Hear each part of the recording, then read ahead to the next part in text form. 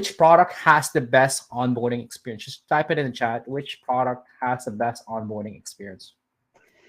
Tyler, what is it for you? I was going to say, I'm trying to think of what I really want to say AppQs, but I won't. It's not fair. This is a really good one. Yeah, Slack. That's a really good Slack answer. Is good. Yeah. Asana is really good. I really like Coppers. They've been on my mind lately. Who else? Asana is really good. They do like the full screen stuff, but I also like shouting out some of the smaller people that, you know, maybe don't all have the resources of an Asana. I like that Speako. Speako, we were just talking about them. They're a app for public speaking that I downloaded to get some practice with that. It's pretty cool. Positive intelligence, nice. Yeah. If I had to pick a big one, I would say Canva. I've been a big fan of their onboarding for some time. Smaller ones, I can't think of a smaller company that has a great. We reviewed a few. I think Trainual is a good one. Yeah, they're good stuff. Trainual is great. So, yeah. Well, thank you everybody for sharing. I see Diksha said Slack. Lily said Duolingo. We got Intercom from Utsav. Brazil said Gmail. It's been a while since I signed up for Gmail actually. Rio said Slack.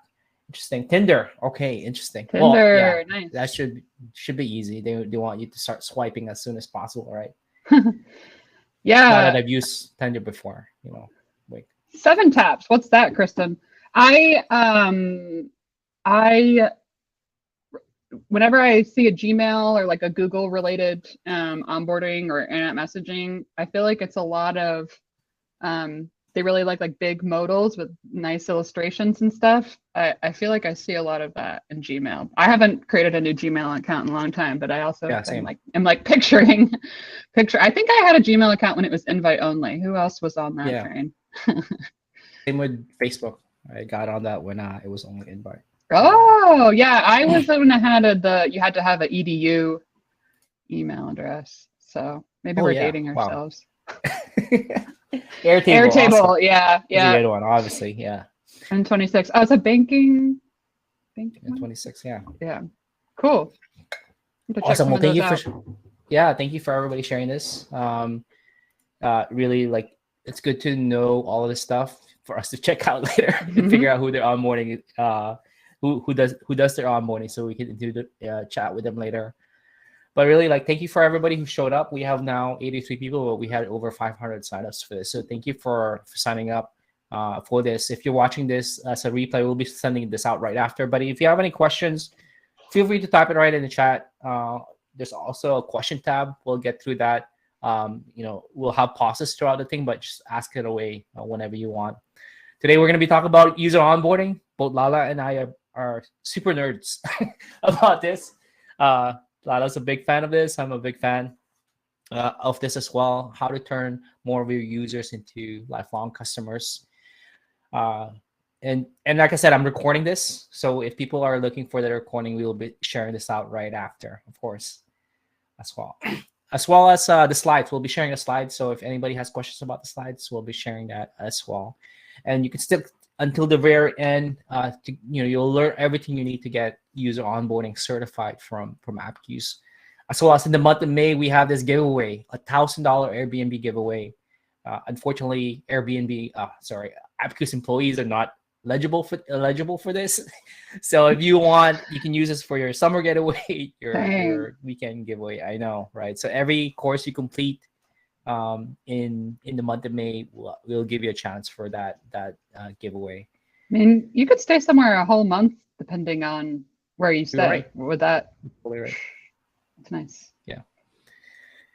So just a little bit about the agenda. We'll be going through a quick workshop for about 30 to 40 minutes, and we'll have a bunch of questions that Lala and I will dig. I have my lovely co-host here, Lala. Maybe you can chat a little bit about yourself and your love for onboarding. Yes. If you haven't met me before, I'm like a Ramley in training. I'm a big onboarding geek. I have started out in customer success and then moved into marketing, and have been an AppQ's customer for a few years before I joined as a customer or as an employee.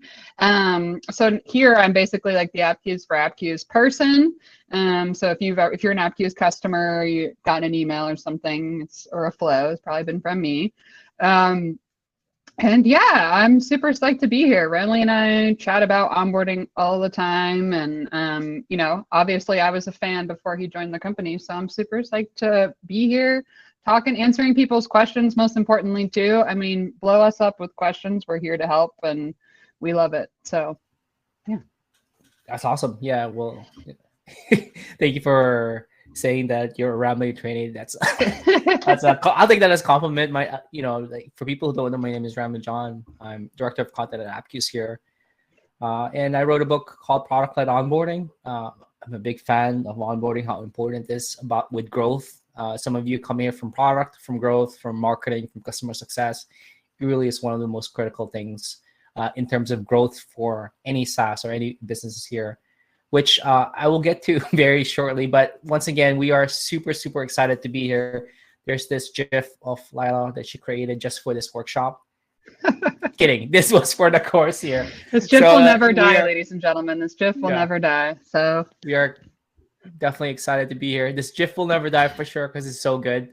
And now my walls are green. This is the same room, but I've painted my walls since then. So, it's a nice update. It's nice to see the refresh. Even Kia's excited. My little Tootie dog.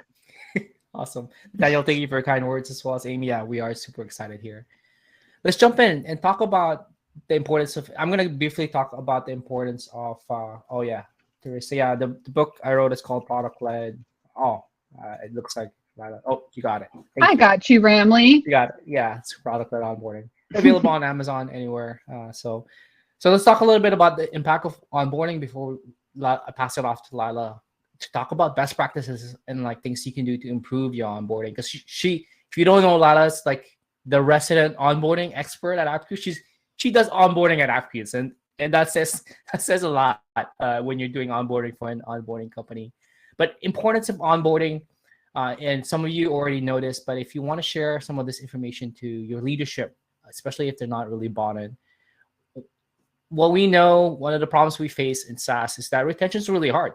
Like there's data that we've had from Mixpanel that they've did a survey with several hundred different SaaS companies, and really like after like even the first day of a user signing up, like median for SaaS is very, very low. Like 80% of most users who sign up for a SaaS app leaves within the first day. And that's actually really, really scary because like we know retention is king, especially with SaaS. Like the more that you lock them in for longer, the higher your customer lifetime value is. And where we can really, the lever, you can do many things to improve this retention, but really the most important thing is early on. And this is data from ProfitWell, where they surveyed over 500 different types of SaaS companies from B2B to B2C. And right across the board, they found that when users found that the company's onboarding is seen as positive by new users, there's a positive impact to the retention, like between 12% to 21% really increase in retention, especially across the board from the first 3 weeks to the first 6 weeks to the first 9 weeks. And when they compare the first 6 days of customers who view the onboarding poorly versus positively, there really was like a big impact in retention. It's like a snowball effect. When you improve the onboarding from the first place, it really does impact it in a long way. The way that I think about it is when you set up, like things for success, it sets them up for success for the future as well. And it's not just retention that's impacted here. It's also willingness to pay. For a lot of SaaS companies that I've talked to, as well as ProfitWell, they found that a lot of companies struggle with improving the free to paid conversion. And when you improve onboarding, the chances of people who are more willing to pay can improve between 8 to 17%. So there's impact on retention. There's impact as well on your revenue and your lifetime value for your customer. really like there's this quote that I love sharing from David Skock. He's like a partner at Matrix Partners, and he's seen thousands of portfolio companies, SaaS companies, and he found this pattern. And this is his point of view, but I do tend to agree with it, that in the SaaS portfolio companies that he's seen, that the two main causes of churn really is, the first one is the failure to successfully onboard the customer, and the second is the loss of champions who drove the purchase. So when we set up users for success, they're more likely to stick around, and they're more likely to be willing to pay, not just pay, but to pay more, because there really is value. For those people who responded earlier, like which product has a great onboarding experience, how many of you are still using that product? And just type 3 in the comment. Just type 3 if you're still using that product that you said was a good onboarding. For me, I said Canva, and I'm still using Canva today. Like, by the way, my tag name is Jared, but it is Ramley here. Just type 3 if you're still using that product that you said has a great onboarding experience. Whether that's Slack, Airtable, somebody said Tinder, you're still using Tinder, whatever that is, let me know. And I'm seeing that's a bunch tough of one, because like not using Tinder anymore could be true. a sign of success. Oh, that's true. You're but totally anyway, right. Sorry. Yeah, you're right. Unless you're that kind of person, which, like, let's not go there. yeah. You don't know Tinder swindler territory, Ramley. Tinder swindler, yes. Yeah, I'm seeing a bunch of tweets. When you have a great onboarding experience, you're more likely to stick around and use that product going. Grammarly, Talia, yeah, you're totally. I'm actually a paying customer of that as well. Oh, those emails got you, Ramley. Those awesome emails that they do. That's another like Grammarly, like has a great example of lifecycle adoption emails. We all love that one. Same, yeah. The weekly emails I get. Ramley, you're writing a lot this week. Awesome. So just to summarize, like some of the impact of improving your onboarding, your funnel. First, your customers are more likely to stick around, retention. Second is they're more likely to pay. That's a lifetime value. And third is they're not just more likely to pay, but you actually improve your profitability, because your customer acquisition cost goes down when more of your users that your marketing and sales teams have worked on get to sign up for the product are converting. So your profitability and your health of your company grows. So those are some of the real important thing here. But the way that we define user onboarding at AppUse is that it's really the process of guiding new users to discover value within the product. And when we do that really well, they're definitely more likely to stick around, that we're talking about. So, I mean, another discussion we've had is like, I've heard it said once, like, Ramley, like, our product is great, we don't need onboarding. I was like, what? There are actually 3 other things that could, why you should care about onboarding, even if your UX and UX is great. So first, different users have different needs, and having an experience that caters to different experienced users will be super important, which Lila will talk about in a little bit. The other thing is, like, learning is not necessarily the same as using. So they can learn about something, but they might not be using it necessarily. So you can add tooltips and product tours and all that stuff.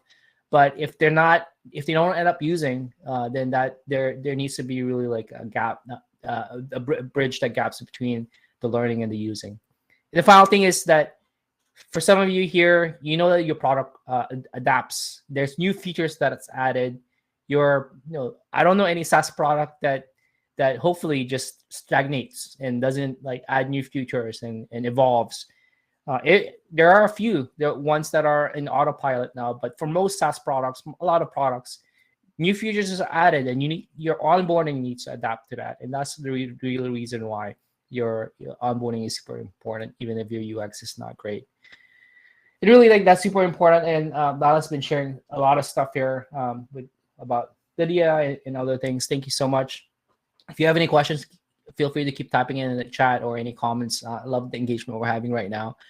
But I'm gonna jump into improving that onboarding experience, and I'm gonna pass it off to Lila very shortly to talk about those best practices. But just in context, for a lot of onboarding experiences, it needs improvement. A lot of you are probably here because of that very reason. You're looking to improve.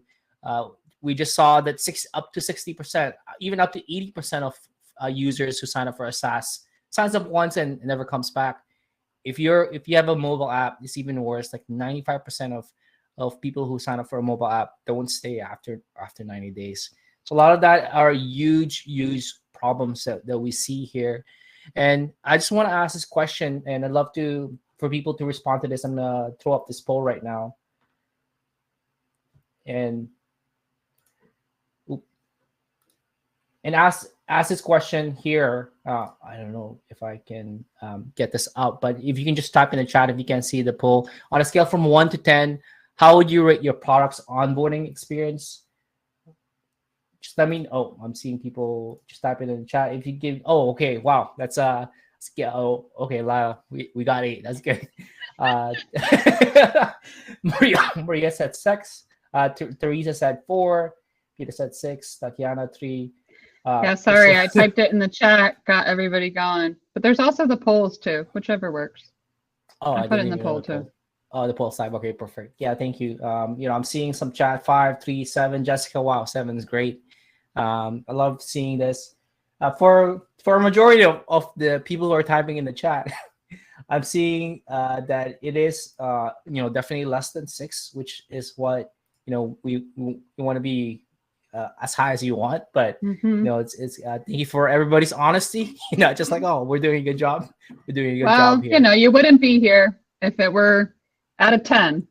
Yeah, it wouldn't be a problem. Yeah. Awesome. Thank you so much for everybody sharing. And we're gonna dig in a little bit about like how to improve that, knowing that you rated your onboarding experience at that stage. But really, like a lot of reason why onboarding struggles is this quote from Scott Belsky that in the first 15 seconds, every new experience people are lazy, vain, and selfish in the first 15 seconds. It's a really harsh thing to say, but think about the last time that you sign up for a product. Most likely you're thinking about, what the heck is this app? Just give me what I want. Hurry up, app. It's like you're talking to your screen. I don't know about you, but that's what I do. It's like, come on, show me the goods. And to quote Jerry Maguire, show me the money. And really, that's what you're looking for as new users. Like, we are impatient. And I think that's the real reason why time is one of the greatest enemies that we face when we're trying to get people to experience the product's value in the onboarding. And that's the reason why one of the most impactful thing that we can do to reduce that is to reduce the time to value. It's the time it takes for users to see the value of product. And to talk a little bit more about how to improve that time to value for your product, I'm going to pass it off to Lila again. I know for some people who just joined halfway through, Lila is our resident AppQs onboarding expert at AppQs. She runs our onboarding program at AppQs. She designs all of our flows, so she can really talk more in depth about this. And if you have any questions about your experience, then she can dig through it. We can dig through it in a little bit, but we're going to share some best practices and other things here. Whew, awesome. All right. I took over the screen share now, right, Ramley? Yeah, you got it. All right, cool. Okie dokie. Yeah, that was some great setup. I think we all now kind of have a good baseline as to why you need it, how much it improves, and we all kind of, I guess, most of us in the chat would really like to improve our onboarding. So here's some best practices that I focus on. And whenever I talk about this, I always encourage people to put their counter examples or their supporting examples in the chat, because as we know with everything on earth, it all depends on your audience, on your product. So anytime I say something, it's not a hard and fast rule for everyone. Test it out.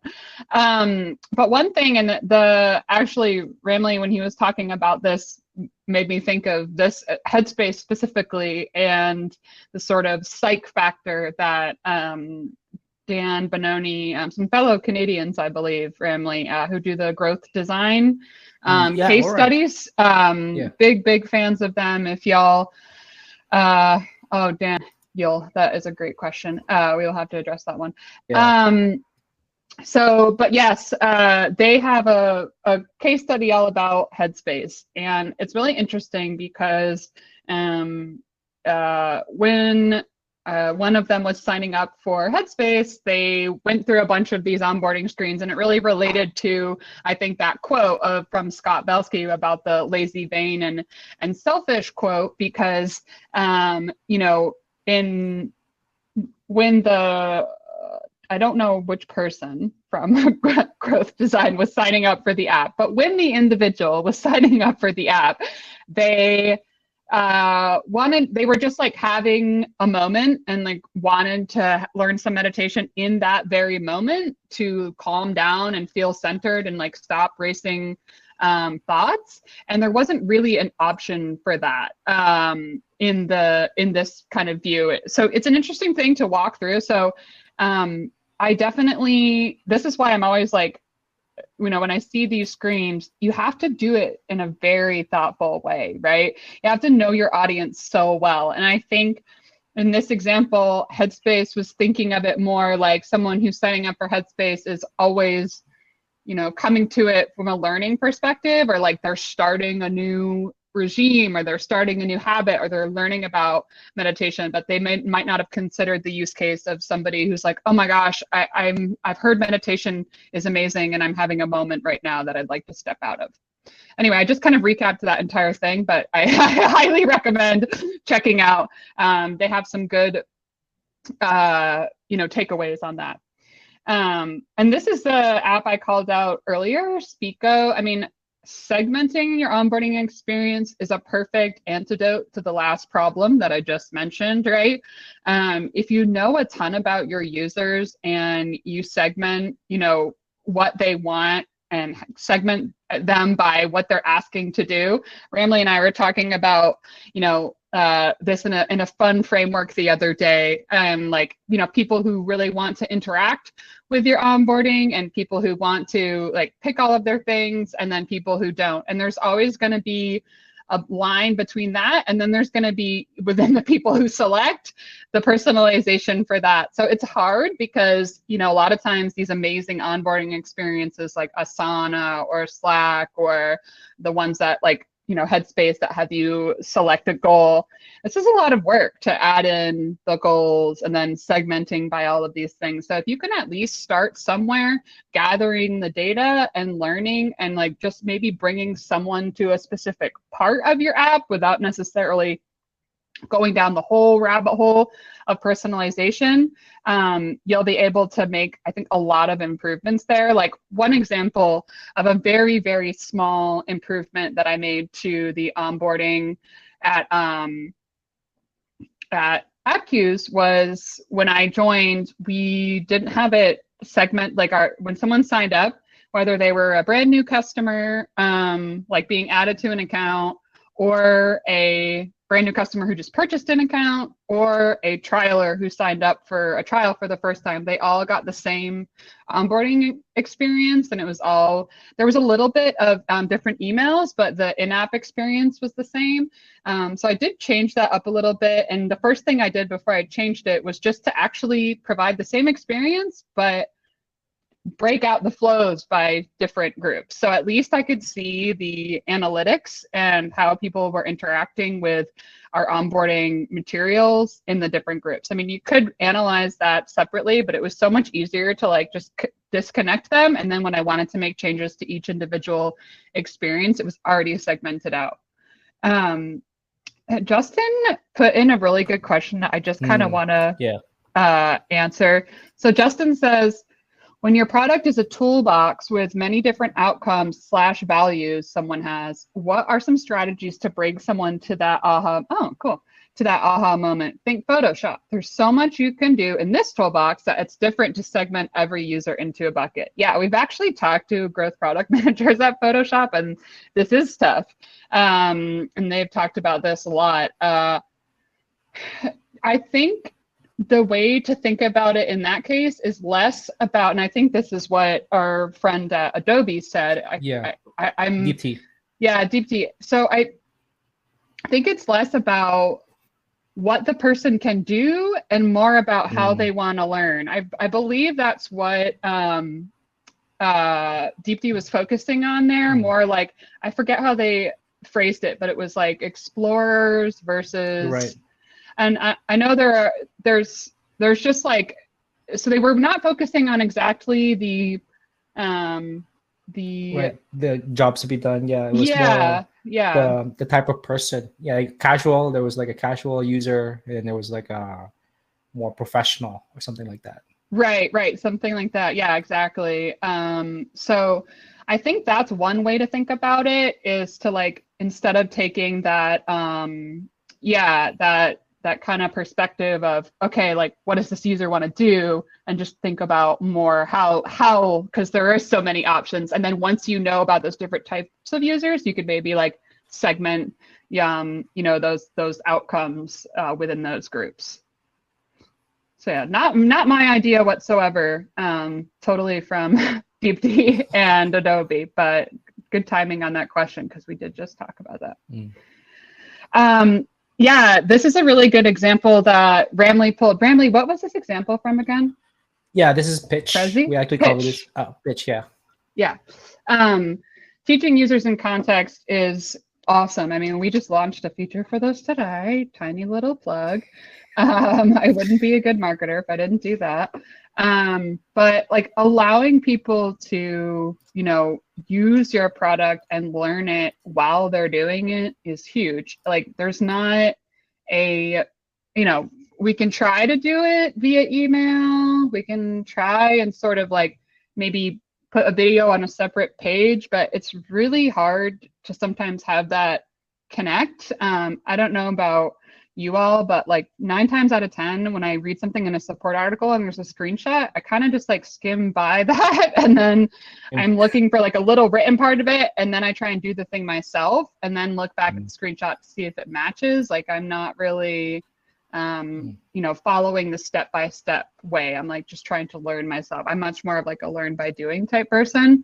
I think Canva is really good at this too. They have a lot of like, they know what you're doing on the page, and they suggest things that you might want to do to like improve your design or your experience. Or when you find, I mean, these are like recommendations, which are like really hard to do, and usually native, but so I'm sure they have like an entire team for that. But at the very least, being able to present a nudge or more information in the moment when someone is doing something is super helpful. And it's actually, I was talking to a customer from Printify yesterday who was doing this with a survey as well for a new feature they're working on. So like you can just doing stuff in context is so important and so much better. Anywho, so explaining the value. This is a huge one. I really like this screen, then the left-hand side especially. It has some nice little proof points here, and I like this example because it kind of illustrates how important microcopy is, especially with onboarding and any sort of little in-app messages that aren't like exactly a piece of the product. The value that you can explain and then also get more engagement with if your copy is good is huge. So, if you have any sort of ROI data, this is actually one thing that we struggled with at AppCues and at my previous company, where we were like, well, we want to explain the value, but we don't have anything. Like we don't have a Forrester report, or we don't have like benchmarks, but you don't need to necessarily do that. Like AppCues, if you're a customer, you might have seen a survey got in your email or through an AppCues request a few weeks ago that we were just gathering information and just asking our users like straight up, hey, what were your baselines before you were using this? What are your baseline, like what are your results now? And we got some amazing ROI data from our own customers just by asking them. So, you could do that with a wider net. Like at Litmus, we would do the state of email survey, and we got tons of awesome data from that we put into our onboarding and everywhere else. So it's really, you know, if you don't have that concrete value to explain in the beginning, finding your way into it is super important. Like those proof points are great. And to the point of also like just microcopy in general being really important, I'll give you another example from Chris from Printify, who I spoke with yesterday. Shout out to Chris. He said he's going to watch the recording, so I'll know if he does, if he sends me a note. But he was trying to gather more information to prove a hypothesis that he had about, I won't spoil the whole story, but to prove a hypothesis that he had. And he had a little survey coming up for new customers who were advanced users early on, right? So like when you're noticing that somebody's, you know, creating all the projects, adding all the users, you know, whatever those kind of levers are that indicate something good is happening. He had a message targeted just to them, and he wanted to learn more about them. Like, why are you so good? Like, why are you doing this? And he had just 2 questions, and the copy that he had kind of introducing this ask was, hey, like, you are getting up to speed way faster than everybody else. Like, could we pick your brain? You know, something along those lines. And I just thought that was a really clever way to get information on like why your best users are, you know, using so quickly and what was good for them. And just to add to that previous one, I think that's often missed part of onboarding is the copy. I think that's like, it's often like, oh, let's do product tours and tooltips and all that stuff. But the copy's often missed in, you know, bringing in copywriters or hybrid marketers or customer marketers like Lala into it. They really have this marketing, you know, like voice of the customer in their mind that can really tweak that. So something to think about is like, it's often missed by folks that copy is such an important part of onboarding. Yeah, absolutely. That's a great segue, Ramily, into getting the right people on board. I mean, yes, I saw your question, Foas. Yes, it is. And thank you for also answering. And so having the right people in your crew for onboarding is essential. In fact, I was just talking to, oh no, it's broken. Brutal. That's good feedback for them. Really keeping you in suspense, Melton. Sorry. But anyway, so getting the right people on board is essential. Like when I was also talking to Chris yesterday, we were talking about that exact thing. I was like, wow, the copy is so good here. He was like, oh yes, I have my you know, product copywriting team helping me with these. And I was like, great, you know, he knows who to ask for help in order to get the absolute best out of his onboarding experience. And then, you know, I had like kind of the opposite of that going on with a person in customer marketing. They're an AppQ's customer, but she's never been added to her account before. Product are the only people who owns it and let anybody in the account. And she has a bunch of ideas and suggestions that she's been sharing with what things they could do in AppQ's to onboard customers. And their product team was saying, oh, AppQ's can't do that, which we can in a lot of ways. So I think just also making sure that all of your teams are involved in your onboarding, because they will have ideas that don't exist in your own silo. Like customer facing people are, you know, in there, they have a voice of a customer too, you know, collaborating with marketing to make sure it's on message, making sure that product likes the way that the flows look and that they work properly and that they feel they reflect the product, like, and making sure that it's tracked properly for business reporting purposes. I mean, this is not something you can do in a vacuum. Otherwise, you're going to be sad. You're going to be real sad. I like to illustrate it with this analogy I've been working on. And you can totally give me feedback on this if it's clear or not, because I'm trying to make sure that it makes sense to people. But this is kind of how I think about building, you know, onboarding experiences across teams. It's kind of like making a movie. You've got the producers, which like I would consider myself a producer. they're the people who are going in and building the flows, like managing them. Could be an individual contributor, could be like maybe a senior manager, or a coordinator, someone at, someone who's going in and actually like doing a bunch of the work, or the multiple people across teams that are going in and really running the day-to-day and building, have like the most intimate knowledge of the flows and how they work, and just overall how like your onboarding experiences works across multiple channels. And then the directors would be like those leadership people, and they might just be in there, looking for reports, making sure that things are moving properly. And then you've got your design team who needs to make sure the themes are correct, that everything looks good, so that you don't build any ill will in creating any experiences that you might be doing from a third-party tool, or like working separately from design. I've seen that cause a lot of friction in the past, and then also just, I've heard it from a lot of people that that's like the hardest part when kind of building out onboarding, is getting that design support and then making sure that it makes sense. And then, there's going to be some engineering effort. There's going to be some product effort. That's the crew side of things. You're going to need to have your data in place to make sure that things are all reportable, making sense. You can actually measure the impact and all that good gravy.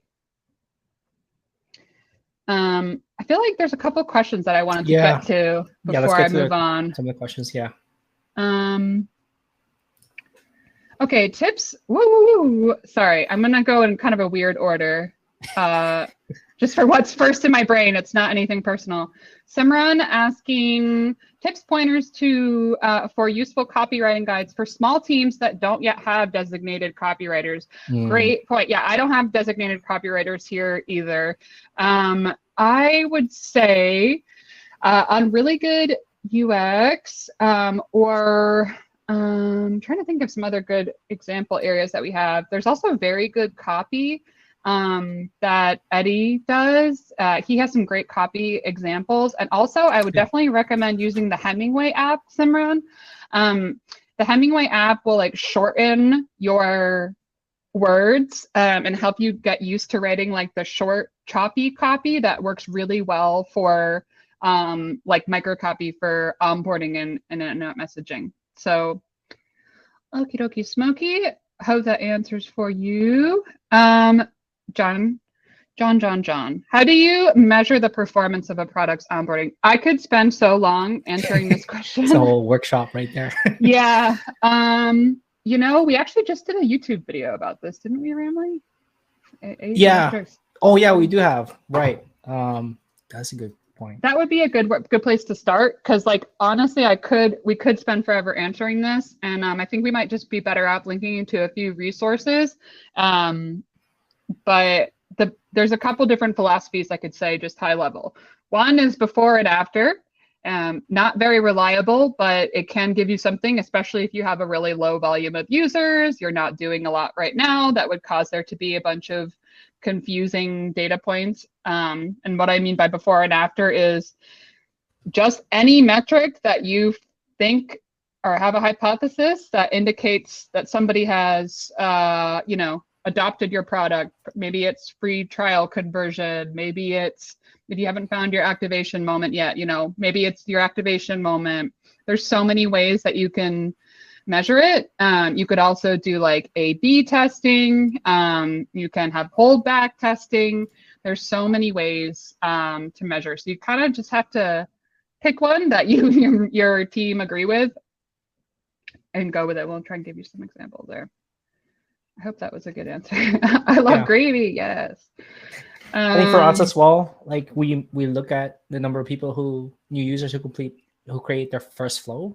Mm-hmm. Finding that first quick win is super important to measure your how well your onboarding is. Yes, and Daniel had a couple of good questions here that I definitely want to get to. Let's do it. One was, how do you get founders to the point that they realize and understand for themselves that the onboarding experience sucks for the new users? That is a good one and a tough one. Yeah, that's tough. I think one thing would be is if you can somehow get data on how many people are like dropping off at a certain point, and like after signing up for your product, like even if you don't have product analytics data, like maybe you can, you know, get an Excel sheet of like how many people are, you know, signing up and then are never logging in again, or then have like 0 things done. And then just putting that into a visual, like a drop-off chart, you know, a funnel chart of that. Oh yeah, and then there's also the Hemingway app, Eugene. Right, Hemingway app, yeah. Yeah. So yeah, I would definitely recommend like trying to visualize that drop off like in numbers or with a chart, to show like this is how many people are signing up and this is how many people are not doing a single thing. I don't know if you've tried that already, or you can honestly, like I think also a lot of people,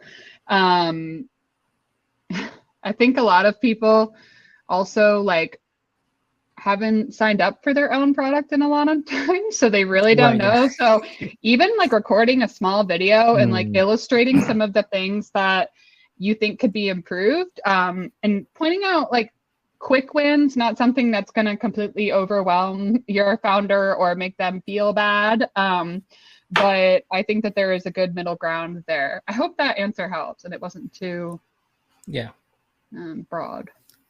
The other thing that I found also helps, I think the funnel one's a great thing that Lala suggested, but getting somebody sometimes it's easy to ignore somebody who works in your company, but when they have somebody like a third party, like, you know, like AKA Ramley or Lila takes a look at your onboarding and tells, yo, this is a problem. Like we found that founders are more willing to listen to non-employees than they are to listen to employees. So actually, if you wanted to send me your onboarding and I'll take a look at it and tell them that it needs improvement, they're probably more willing to do that. So yeah, feel free to send it to me, and I will figure that out. Here's my email, by the way. Ramley will take them to task.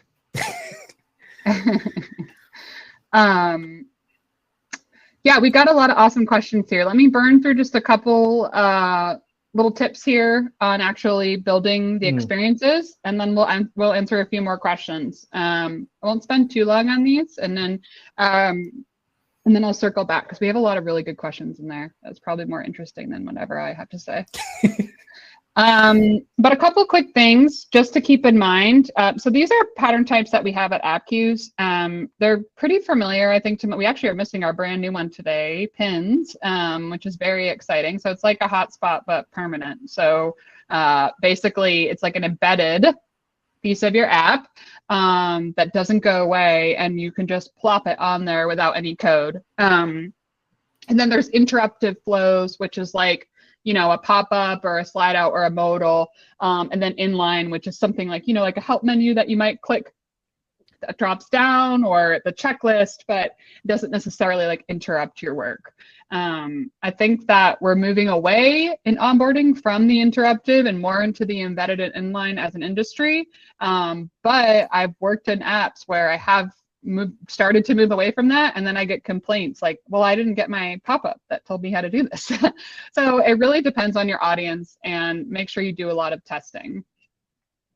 So, you know, I have a modal going now for our brand new feature that we launched today, because it's a whole new experience type. It's like added into our navigation, but it's not something that I would use to introduce, like, we know we have another thing, for example, that's a tooltip that's introducing like a redesign for the flows page, because it's mostly the same. It's not something that's going to affect their work. They don't need like a bunch of extra information about it. And I just love a few of these examples. These are some of our customers using modals in a really nice way. I also like how GetResponse has it like localized too, you know, right on top of their product. Slide outs are very similar. They're like that interruptive pattern type. And I love that. I love these examples of like various ways that people are using that, like upsell. If you know CodePen's like a freemium product. So upsell and upsell at the right time is key. And so I find this is also a great tactic to take for onboarding. A nudge of any kind, like, hey, you made your first blah, blah, blah.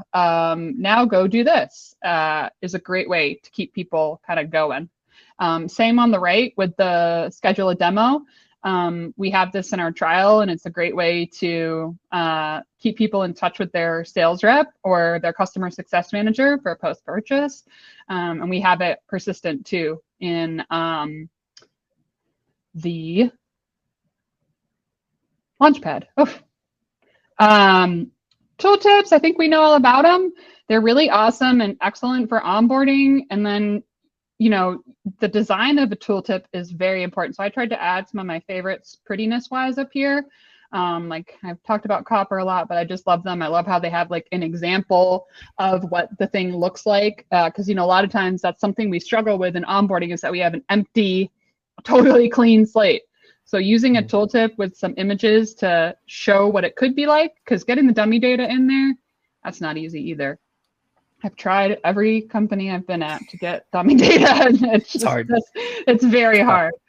And then hotspots are very similar to tooltips, but they're kind of just like a beacon so that you can opt into them. I use them for all kinds of stuff. Hotspots are my favorite because they're not in the way. Like you can see.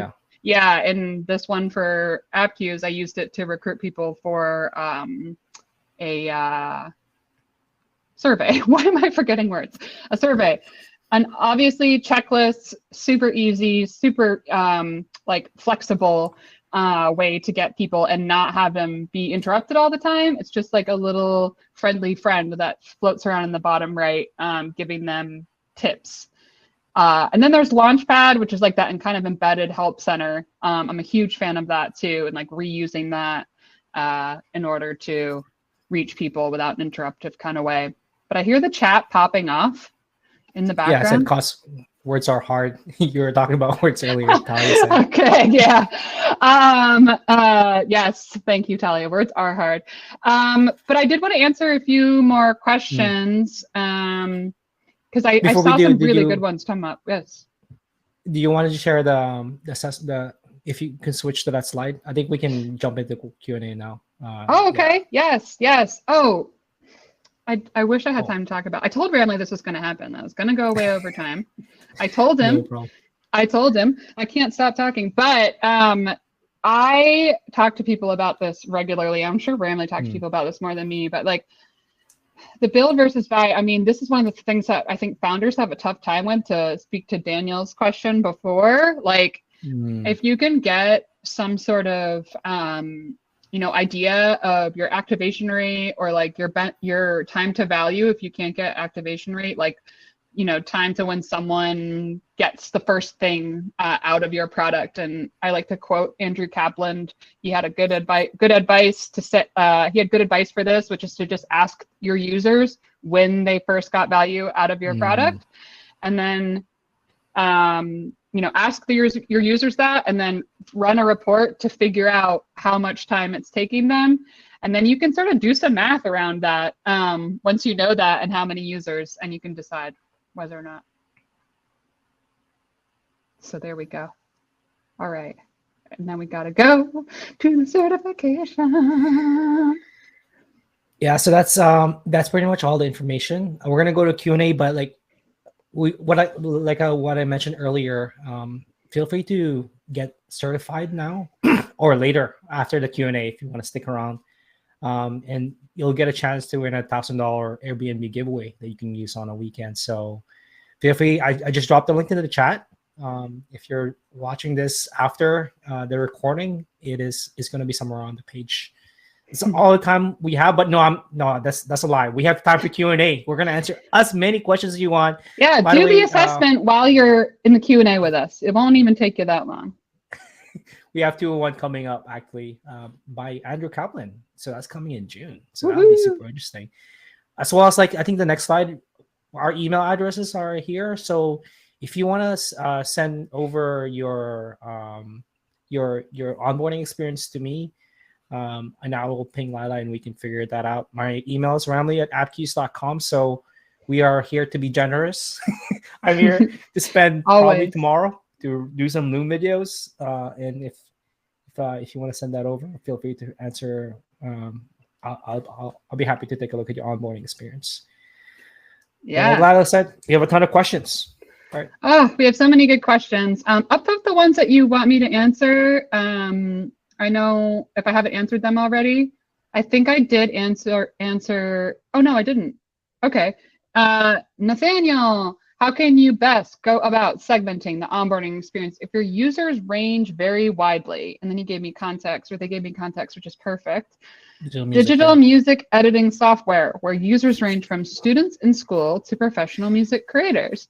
I feel like this is a great example of applying that Adobe philosophy, perhaps, I don't know, but maybe asking people when they're joining either what their comfortability level is with digital music editing, or like what they consider themselves advanced, novice, whatever, or asking them like if they are making money off of music or just learning. I don't know what those questions might be, but I feel like that would be a really good way, is like asking that question. If that's not something, if you're not in the asking questions mode, you're not vibing on asking questions, I would also maybe consider then, like, I'm trying to think of like what demographic or actions information might indicate something there. But my guess is like you could even just filter by some sort of action they take that is indicative, that might be more indicative of students in school, like going back and looking at those different types of users across the board. I'm using like these two. I know it's a range in between, but yeah, I would definitely try that. Like looking at what those actions are and then making some sort of educated guess at providing information based on what they're doing and assuming that they might be like with that in context kind of. That's a good question though. That's always tough. It's always tough trying to reach everybody, I guess you could say. Yeah. You should take a look at what Canva does, because Canva can be used for so many different things. I think they have 6 options. I feel like that's a lot, but like if you can find, can you talk a little bit about? Can you share with us who you are? Are you a teacher? Are you this? Are you that? Even though they have a lot of use cases, they found their top 6. So just something to consider. Yeah, absolutely. And I think another thing people do is like, I think Miro does this too, and Andrew Kaplan is a big proponent of this as well, which is like templates, maybe just serving up content right away that like relates to those different groups and seeing which ones are the most popular. And this relates to a question that Daniel had that I really liked, which is like, if you want to collect a lot of data on your user, how do you approach this without annoying / frustrating them? Very good question. I feel like we often do this at the beginning of our experiences. We ask far too many questions and then it kind of doesn't pay off, which is usually my big problem with goal-based onboarding. But I think if you do it very smartly and you separate it out over time, like you do one question at a time, you have the question very succinct, very approachable, and you're not, and like, it's maybe 2 questions, like yes or no, and then a little bit more, like an open text area or something like that. Something that's very easy to click through and very obvious, and like stage it, maybe send something in an in-app message and then something in an email, like through the days. And also I would usually, when you have an ask, if you can give something too, like if you have a piece of content that's particularly relevant and good to that scenario, or a template that would be relevant for them, like something that you're also giving alongside of that. Okay. That's a good one. Yeah. What Amy said, you could also try progressive profiling across a number. Yeah, I don't know. I'm a noob. I don't know what progressive profiling is. What is that? Yeah, Eugene's asking the same question. Yeah. We need your help, Amy. Yeah, Amy, give us a link. Yeah, I'm excited for that because that's beyond my level. It's too smart for me. Okay, there's another. Do you have a good example? Oh, this is from Anna, I'm sorry, Anna, if I can get it right. Do you have a good example of a mixed reality product onboarding? Oh my goodness. Any suggestions or insights on designing VR or AR onboardings? Good heavens, people. You're hitting me with some real tough ones. Progressive profiling and AR, VR. I don't know anything about AR, VR onboarding. It sounds really fascinating. I wish I did. If anyone else in the chat does, please do share. But sorry, Anna. I'm so sad if I pronounce your name incorrectly, but I do not know. I'm trying to even think of where you could ask that question. Like, who would be a good person to ask that to? And I don't even know. Or a good resource to check out.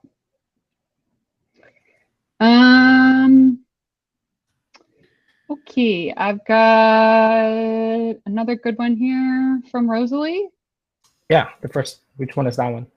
What's really the first step in building a user onboarding? Yeah, that's a good one. That is a good one. This might be the last question we get to answer. The last question, for me personally, I think it's research. Same. You got it. Yeah. Ball on the same page. Yeah, research. You got to know. Like I said, you can hack a lot of stuff together. Like, don't let fancy reports and tools scare you away. You can just, like I said, create a quick and dirty report that looks at how many people did something and then didn't do something, or run a survey asking what they got, like when they got the first value out of your tool. That ideas from Andrew.